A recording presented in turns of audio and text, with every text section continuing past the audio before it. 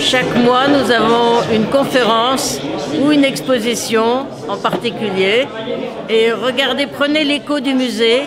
Il est sur les tables où vous pouvez le trouver à l'entrée du restaurant. Et ça vous donnera tout le programme. Et j'espère que vous viendrez nombreux à chaque fois parce que c'est passionnant.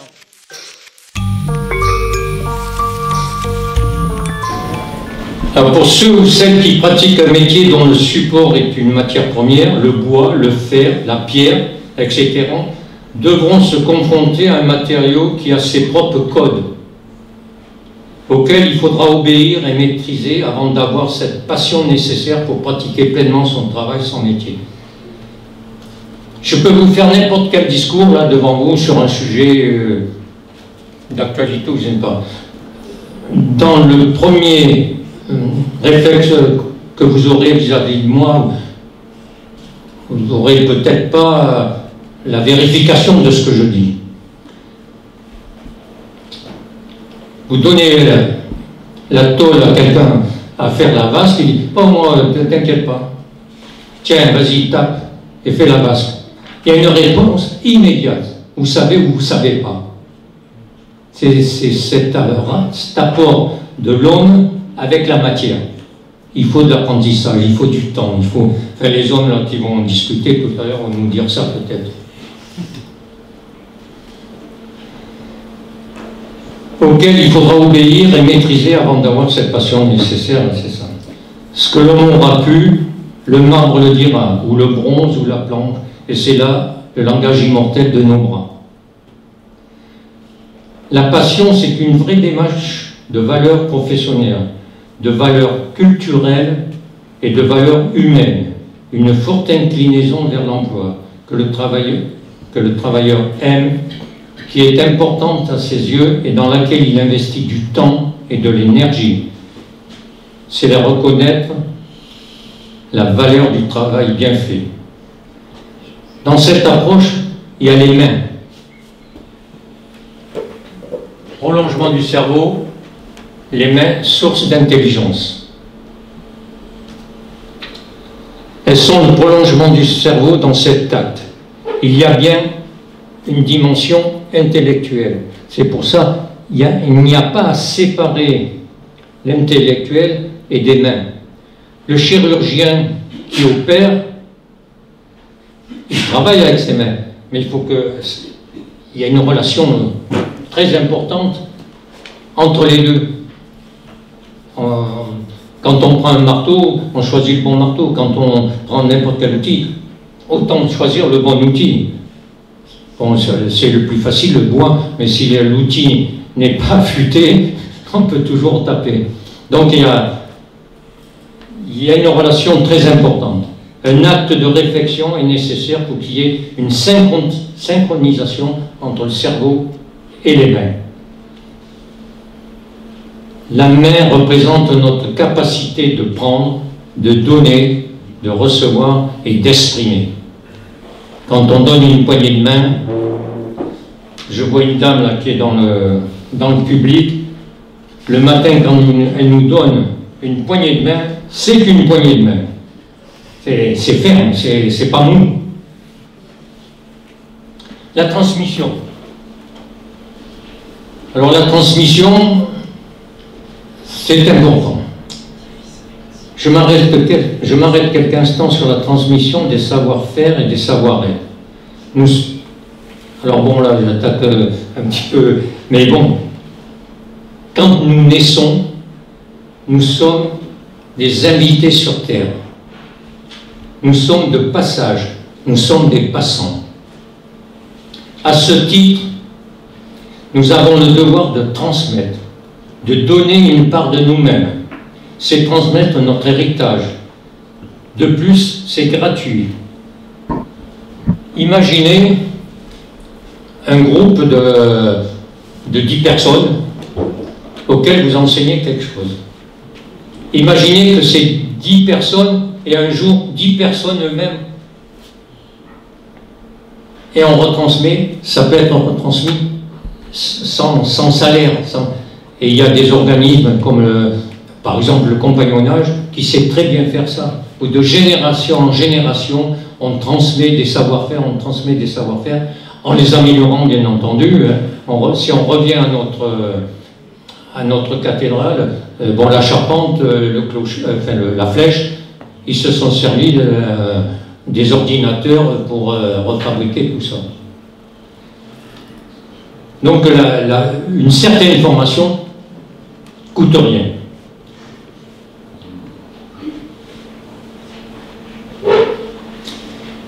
Bon, je l'ai dit, il y a des institutions, et au pied des cathédrales, cette transmission, elle ne se faisait pas écrire, parce qu'elle n'était pas écrite, puisqu'elle était transmise oralement, du fait que la plupart des gens qui étaient là, à part l'encadrement, ne savaient pas lire ni écrire. Donc on dessinait par terre, on faisait des croquis, et les travaux se faisaient comme ceci. Exercer un métier avec passion selon l'expression de Jean Anny. Jean Anny est né le 24 juin, on l'a pas en photo, est né le 24 juin 1917 à Berck et est mort le 30 septembre 2012 à Vannes. C'était un historien, philosophe et essayiste français. Écoutez bien ce qu'il dit. Exercer un métier avec passion, c'est agir sur le monde pour le transformer, c'est par conséquent prolonger l'œuvre divine. Je répète, exercer un métier avec passion, c'est agir sur le monde pour le transformer, c'est par conséquent prolonger l'œuvre divine. Ça donne à réflexion. L'exercice d'un métier est une dimension, le métier a une dimension environnementale. Le bon usage de la matière première est devenu un enjeu de premier ordre. Je vous cite un exemple. Il y a une église qui a été refaite au Mériot, la toiture, plus de 600 mètres carrés de toiture en tuiles classiques de la région. Toutes les tuiles sont parties à la décharge. Toutes. Il faut refabriquer de la tuile. On prend de l'argile dans les ressources que nous avons. Est-ce qu'on ne pouvait pas sauver? Sûrement, pas 100%, mais peut-être 70, 60, 50% de ces tuiles pour faire un versant. Alors ça a un coût, parce qu'il faut les prendre, il faut les nettoyer, mais pendant ce temps-là, on n'a pas pris de matière première. On a l'autre exemple ici des carrières de sable, et on pioche. Alors il faut faire du béton pour le Paris, puisque 75% des matériaux ici filent sur Paris. Mais bon, un jour je me trouve devant la gare de Montparnasse, je raconte ça parce que c'est marrant, puis le train pour ma fille et mon petit-fils était en retard, et il y a des personnes, des ouvriers ils étaient 2 par 2, ils avaient des plaques de plaque-au-plâtre qui sortaient de la gare parce qu'il y avait des magasins qui se fabriquaient. Et ils traversaient, le campement du chantier était devant la tour Montparnasse. J'étais intrigué par leur manège, je me suis approché de l'entrée du chantier, à regardé, et j'ai dit, mais qu'est-ce qu'ils font? Ah, ils sortent, puis il y a 2 ouvriers là qui passent, j'ai dit, où c'est que vous mettez ces plaques-là? Toutes neuves, hein. C'était du rap de chantier. Ils me disent, on les met à la poubelle. Et il y en a un qui me dit, va chercher ton camion, on te les met dedans. Fin de chantier, il y a, je sais pas, 10, 15, 20 plaques de plâtre.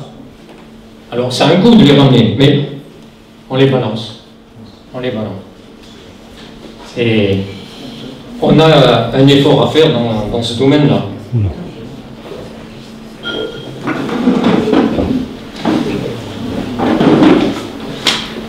Je vais avoir bientôt terminé. Dans tout ce contexte, on n'emploie pas toutes nos capacités intellectuelles et physiques tous les jours. Il y a quand on fait un grand effort, peut-être qu'on emploie. Et il y a un athlète qui vient de faire un raid dans le nord du Canada. Il a fait 70 km par endroit à pied, hein, et 30 kg derrière lui à tirer, puisqu'il avait son viatique pour les 70 km, par des températures de moins 40. C'est Mathieu Blanchard. Et ce garçon, ils étaient 31 au départ, il est le seul à avoir fini. Je vous le cite parce il expliquait, il n'y a pas très longtemps à la télévision, que c'est son cerveau qui l'a fait vaincre ses efforts, et il explique, oui. Il viendra l'année prochaine faire une conférence ici. Ah ben parfait, il expliquera mieux. Je lui ai parlé aujourd'hui même. Impeccable. Et il est le seul à avoir fini ce raid, ce trek, je ne sais pas comment on appelle ça, et il expliquait que c'était son cerveau qui avait relevé le défi physique. Voilà, je suis prêt à répondre à quelques questions, si vous en avez, avant de passer la parole à nos invités. Alors c'est une vaste réflexion, ce travail. Vous le savez, aujourd'hui, il y en a des discussions autour du travail. Alors que, tout le monde ne fait pas le métier rêvé qu'on espère. Enfin, on pense toujours que celui qui fait le métier à côté, il est mieux que le nôtre. On peut toujours le penser. Hein. Même le rentier, il a des soucis. Hein. Mais il y a une vraie réflexion qui... Alors on ne va pas mettre tout le monde d'accord, et ce n'est pas le but de ce discours, mais au milieu du métier, si le jeune s'implique, s'il est bien dirigé, s'il y a quelque chose de possible, alors c'est pas gagnant à chaque instant, mais il y a des possibilités. Et pourquoi les métiers sont séparés comme ça, où l'effort physique est un peu éloigné? C'est vrai que il y a des métiers, je pense aux couvreurs, qui sont toujours en déséquilibre, qui sont le froid, le chaud, physiquement il faut être prêt pour ça. Mais il y a des possibilités, de faire des belles choses qui nous entraînent à se passionner pour ce métier. Et c'est varié, bon, le couvreur, on parle des tuiles, mais il y a du zinc, il y a de l'ardoise, il y a des matériaux à travailler. Donc, il y a un effort à faire pour attirer un peu plus de jeunes dans un certain nombre de métiers, et surtout d'avoir des gens passionnés. Si on est passionné, je ne dis pas qu'on va faire un effort sur le salaire, avoir peut-être moins, mais ça peut être ça aussi. Si on est passionné, la journée passe, enfin, il ne faut pas qu'elle passe plus vite, mais il n'y a pas à regarder sa montre, ah, c'est pas encore fini, c'est pas encore fini. Donc il y a vraiment quelque chose de possible, de passionnant à faire pour pouvoir encourager des jeunes à venir dans un certain nombre de métiers. De toute manière, bon, vous le savez, dans notre société, les deux gars qui courent derrière le camion là, pour charger nos déchets, il faut bien qu'ils soient là eux aussi. Donc tout le monde ne peut pas faire le métier, mais bon, peut-être que derrière le camion, je ne sais pas s'il y a des passionnés, mais bon, peut-être celui qui conduit, il est au chaud, je ne sais pas.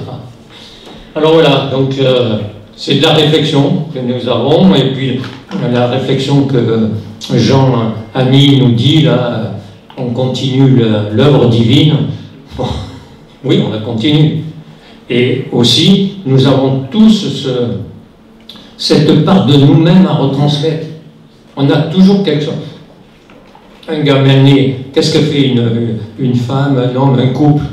Il transmet bien des choses pour que le jeune enfant se tienne bien, parle bien, soit propre. C'est gratuit, ça. C'est gratuit. Alors tout le monde n'y arrive pas, hein. Bon, c'est un peu compliqué, peut-être aujourd'hui, mais c'est comme ça. Voilà.